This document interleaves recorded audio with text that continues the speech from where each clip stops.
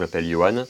Je suis formateur en permaculture depuis maintenant presque 4 ans en France et quasiment 8 ans tout cumulé. J'ai fait des études agricoles et agronomes et puis quelques diplômes plus tard, je me suis rendu compte que ce qu'on apprenait, ça allait pas vraiment dans le sens du vivant. J'ai voulu remettre tout ça un petit peu à plat. Je suis parti au bout du monde avec mon sac à dos et j'ai passé presque 6 ans à faire le tour d'une quinzaine de pays et d'autant de fermes à peu près pour découvrir des méthodes plus vertueuses. C'est là que j'ai découvert la permaculture, l'agroécologie, l'agroforesterie, la biodynamie, etc. Et que je suis rentré ensuite en France pour créer du coup Permaculture au Jardin, mon centre de formation en permaculture et en même temps bureau d'études où on fait des tests agricoles sur place. On reçoit des élèves de toute la France, de toute l'Europe et puis j'ai écrit quelques bouquins aussi sur le sujet. Alors en permaculture, ce qu'on fait déjà, c'est reprendre des méthodes qu'on a utilisées pendant plus ou moins 20 000 ans. Et pendant 20 000 ans, on a fait la même chose. On a produit abondamment de la nourriture sous toutes ses formes, des plantes médicinales pour nourrir et guérir l'humanité. Depuis environ 200 ans, on a inventé les produits chimiques qui ont commencé du coup à détruire la vie et en 200 ans, on a grandement compromis notre avenir et l'avenir des générations futures à cause de ça. Donc la permaculture est une réponse à ces 200 ans de bêtises entre parenthèses parce qu'on peut revenir faire un pas en arrière, récupérer les méthodes ancestrales de nos aïeux et puis recommencer à produire de manière vertueuse et avoir un avenir au niveau humain et au niveau environnemental. Si on s'est mis à produire tout ça, c'est parce que au niveau de notre famille, on voulait déjà être en autosuffisance, en tout cas une bonne partie au niveau des légumes et des fruits. Donc le fait de manger en permaculture, ça va nous permettre d'avoir des produits qu'on va contrôler en termes de neutralité par rapport à tout ce qui va être métaux lourds, résidus, etc.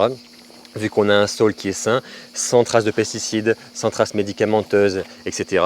Et donc à la fin, on a des produits qui sont exempts de toute molécule chimique, qu'on va pouvoir du coup cuisiner avec beaucoup de plaisir. C'est aussi d'ailleurs l'objet de notre dernier livre, Conservation à la vie pour débuter, qui nous donne en fait toutes les méthodes pour travailler et conserver de manière naturelle ces légumes sur l'année, afin d'en avoir à disposition pour se régaler saison après saison. Ce qu'on fait au niveau du bureau d'études et du mandala, c'est encore autre chose, c'est pour aller plus loin, parce qu'on observe qu'au Népal, en Inde, au Bhoutan, en Amérique centrale, en Amérique du Sud, il y a beaucoup de peuples racines, de peuples premiers et puis de fermiers d'aujourd'hui qui cultivent avec des manières un petit peu différentes, où on va tenter de capter, comme on l'a dit, des énergies qui pour nous sont invisibles. On a fait venir à la fois un sourcier puis après un géobiologue pour nous trouver du coup les points positifs du lieu sur le terrain bureau d'études. Une fois qu'ils nous ont trouvé, on a dessiné avec le nombre d'or les formes qu'on voulait créer tout autour et c'est comme ça qu'on a mis en place le jardin potager mandala autour du point le plus positif du lieu et qu'on essaie du coup de capter toutes ces énergies selon les principes hindous-népalais au centre du mandala pour pouvoir à la fois protéger les plantes qui ont un système immunitaire très haut face aux attaques de maladies et de ravageurs, et également qu'elles puissent produire beaucoup plus. Par exemple, en permaculture, on sait qu'ici, sur la ferme, on peut produire jusqu'à 6 à 8 fois plus au mètre carré qu'en agriculture conventionnelle. Et on sait que dans une zone bien conduite au niveau des ondes, avec tout ce qui va être musicothérapie végétale ou électroculture, on peut encore multiplier ça. Et là, on le voit bien, on n'est même pas mi-juillet. On a déjà 3 fois plus de courgettes sur un espace cultivé en mandala qu'en potager permanormal. On a déjà toute la culture de courge qui arrive au bout, alors qu'en théorie, dans la plupart des jardins de toute la France, on est à peine au début. On est sur des rendements invraisemblables, on est carrément sur des tonnes de courges à récolter maintenant, cette semaine, alors qu'on est sur quelques plants seulement plantés, donc vraiment on est sur des résultats qui sont fous. Il va falloir qu'on quantifie tout ça, mais quand on va arriver à la fin, je pense qu'on va être vraiment très très heureux de la production que ça nous a permis d'obtenir. Tout ce qui est facteur énergétique et ondes est très important pour à la fois maintenir le vivant en bonne santé, donc les plantes, et en même temps augmenter les rendements. Il se trouve que je cherchais quelque chose pour en plus essayer de me protéger moi au niveau des ondes négatives, parce que malheureusement j'ai besoin d'un smartphone, j'ai besoin d'un ordi pour travailler. J'ai vu les travaux d'Espace Mom, ça m'a vachement attiré parce que je me suis dit waouh, il y a quelque chose qui existe à ce niveau-là aussi. Et donc pour moi c'était une vraie découverte à ce moment-là. Et c'est aussi pour ça que du coup on a commencé ce travail avec Espace Mom et qu'on est devenu ambassadeur pour essayer du coup de nous équiper la ferme au fur et à mesure pour vraiment essayer de capter un maximum, que ce soit au niveau quantique, au niveau électrique, au niveau magnétique, au niveau tellurique, de fréquences qui peuvent aider le vivant à se multiplier et à se protéger.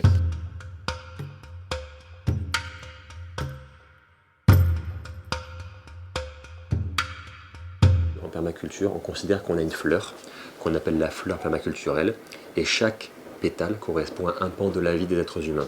Parmi ces pétales, il y a le pétale habitat, et donc l'habitat sain, l'habitat passif, qui va ne pas polluer son environnement. C'est assez difficile aujourd'hui parce qu'on utilise un tas de matériaux assez polluants. Donc nous, l'idée ici, c'était quoi? C'était de venir prendre des matériaux nobles et recyclés, et du coup de rénover, de construire ce qui devait l'être, et donc d'intégrer dans notre quotidien de maison saine avec du bois, avec de la pierre, avec de la chaux, avec du chanvre, etc. Les produits Espacemo pour intérieur, c'était cohérent. Pourquoi? Parce qu'on a des câbles qui passent dans tous les murs, parce qu'on a plein de réseaux électriques, et donc du coup ça nous perturbe en soi. Donc du coup on voulait essayer de faire baisser la pression des ondes venant de ces réseaux électriques.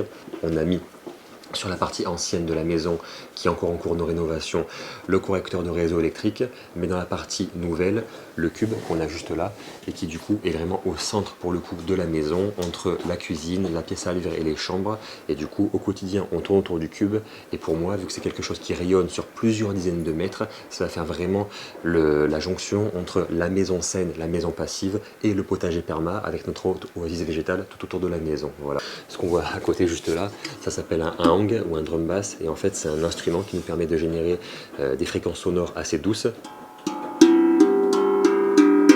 de ce genre là. Normalement on peut utiliser une baguette pour faire encore plus de vibrations avec, et moi typiquement ça je viens et je le pose sur le cube môme, parce que dans ce que j'imagine au quotidien, quand je me pose sur mon canapé avec ma fille dans les bras, et bien du coup avec la main droite je viens et je joue un petit peu quelques notes qui du coup viennent résonner avec le cube, voilà, qui viennent embellir du coup la maison à l'intérieur. C'est vraiment quelque chose que je fais quasiment tous les matins après l'avoir massé ça. Ce qu'on utilise aussi au quotidien nous à la maison, ça va être le coussin. Donc du coup là typiquement je l'ai sous les fesses, donc quand je suis à mon bureau plusieurs heures par jour malheureusement, quand je dois bosser sur l'ordi, je l'ai soit sous les fesses, soit derrière le dos, donc du coup je vais me le caler là. Vu que j'ai des petits soucis, je suis assez grand au niveau lombaire, donc voilà, je me cale le coussin derrière en général, et sinon le reste du temps, je le prends, et vu que je suis assez fan de réflexologie plantaire, du coup je vais directement mettre le coussin en fait au sol, et puis venir du coup mettre les pieds dessus, et voilà, je peux bosser comme ça pendant 1 heure ou 2, et après alterner, le reprendre, le mettre dans mon dos. C'est vraiment quelque chose que je fais beaucoup, et c'est vrai que même quand on est fatigué, que par exemple quand Lucie a accouché, qu'on est rentré de la maternité, etc., dès qu'on est un peu fatigué, je prenais le coussin, je disais viens, on se pose dessus, on fait une petite sieste directement avec le coussin sous les fesses ou dans le dos, et voilà, on l'a beaucoup utilisé depuis quelques mois ce coussin.